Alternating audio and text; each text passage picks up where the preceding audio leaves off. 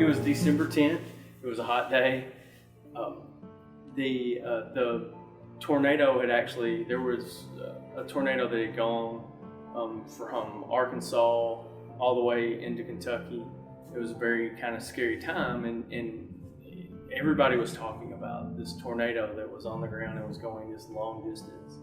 I'll never forget Noah. Noah is the meteorologist that was actually speaking that night, and Noah told us that there was a tornado that was headed towards Dresden, Tennessee. He was very specific in that it wasn't Wickley County. He just kept on saying, if you're in Dresden, you need to take cover. I got up out of the bed, I got dressed, and Kate got up and she asked if she needed to go get Roan, and I told her that yes, she needed to go get mine. She needed to go get our daughter. I actually, of course, I went outside because it was so quiet. I went out on the front porch, and it was just really quiet. It was dark, and you could just hear something that was getting closer. And every time the lightning would strike, you could see the tornado in the distance, just because it was so tall. It wasn't scary until it lit up like a Christmas tree. It was so bright. And the reason why that we later found out was because back behind my house is TVA lines, and it hit those TVA lines, and it just lit up so big, and we realized how big it was. What we were seeing when the lightning strikes was just a part of it. And when we saw how big it was when it lit up, then it instantly, actually Kate screamed. And then it was just almost simultaneously the wind started blowing. We get in the hallway, and you're just sitting there, and it's by far the most helpless feeling I've ever had in my life. Roan's sitting on my lap, and and I have no idea, I have no control, I have no way to say that everything's going to be okay. And my daughter is, of course, she's a very inquisitive person, and she did look at me and she said, "Daddy, are we going to die?" And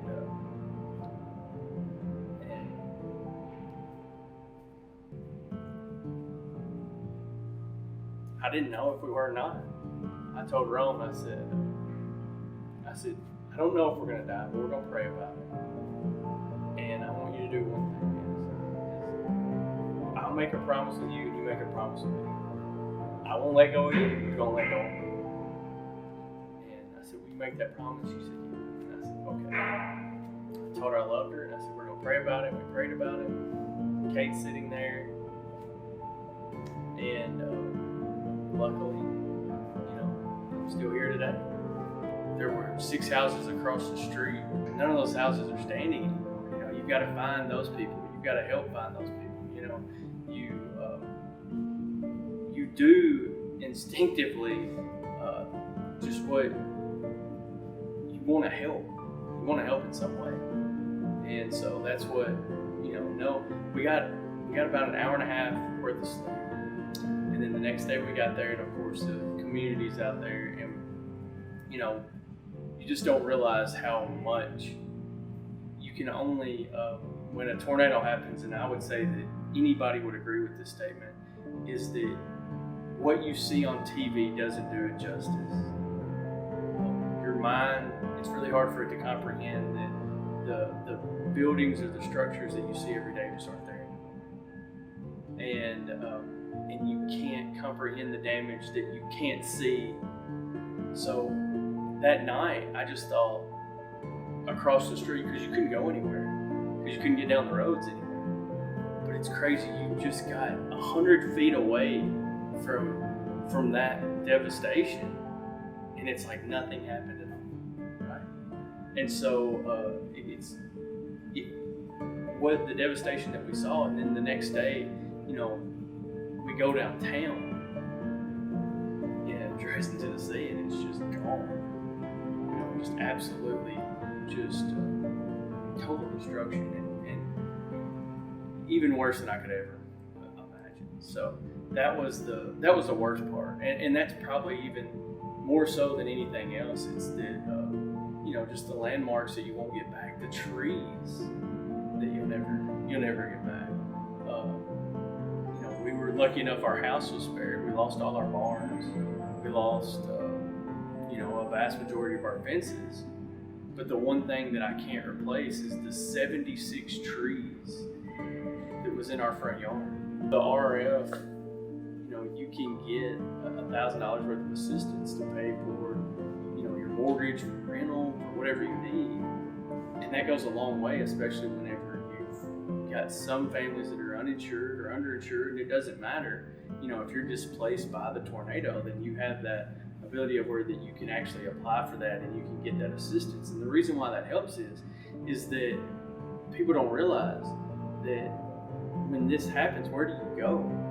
If you're a family and you're new to the area, or where do you go? Where you're going to go to a hotel and you're paying $100 to $200 a night to just stay in a hotel. Well, what if you have to live there for 3 months? And so that's a very that's the difficult part. And it was nice to see the Realtor Relief Fund to step in to do that. I was always an advocate of RRF because of the Jackson tornado and the help that was provided there. But of course, I've had a different outlook for the need of RRF and the impact of RRF. And the fact of is that everybody wants to say that happens over there. They don't understand that actually can happen to you. And when it happens to you, it's nice that service is there, or that that ability, that contribution, that little bit of help is there to help out people in your community. And everybody thinks that it's not going to happen to them, but when it does, you're so glad it's there. You appreciate that. So I understand that the need for RRF is not going to change. And that's the sad thing, is that natural disasters are going to continue to happen. But most importantly is I hope that everybody will understand the importance of giving to RRF, the Realtor Relief Foundation, just simply for the fact of is that it's a little bit of help in somebody's worst days of their life.